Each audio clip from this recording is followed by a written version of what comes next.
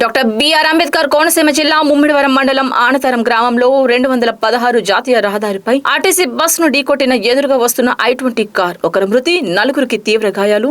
క్షతగాత్రులను ముమ్మిడివరం ప్రభుత్వ ఆసుపత్రికి తరలించిన పోలీసులు. రాజోలు నుండి విశాఖపట్నం వెళ్తుంది ఆర్టీసీ బస్. ఎదురుగా కాకినాడ నుండి మామిడికొదూరు వెళ్తున్న కారులో 2 మహిళలు 2 పురుషులు ఉన్నారు. ప్రమాదం జరగడంతో జాతీయ రహదారిపై భారీగా ట్రాఫిక్ స్తంభించింది.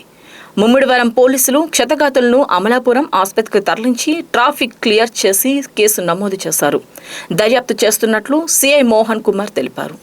ఈరోజు మధ్యాహ్నం సుమారు 3 గంటల సమయంలో ముమ్మిడివరం పోలీస్ స్టేషన్ పరిధిలోని శ్రీనివాస ఇంజనీరింగ్ కాలేజ్ దాటిన తర్వాత అనాథవరం శ్రీనివాస ఇంజనీరింగ్ కాలేజ్ మధ్యలో టర్నింగ్ దగ్గర ఒక రోడ్డు ప్రమాదం జరిగింది. ఆ రోడ్డు ప్రమాదంలో రాజోల్ నుంచి విశాఖపట్నం వెళ్తున్న ఆర్టీసీ బస్సు మరియు కాకినాడ నుంచి టువర్డ్స్ మామిడికుదురు వెళ్తున్న ఒక కారు I-20 కారు 2 ఢీకొన్నాయి. ఇందులో ఈ రోడ్డు ప్రమాదంలో కారులో ప్రయాణిస్తున్న వాళ్ళకి గాయాలైనవి. అందులో భాగంగా కారులో 2 ఆడవాళ్ళు 2 మగవాళ్ళు ప్రయాణిస్తున్నట్టు తెలిసింది.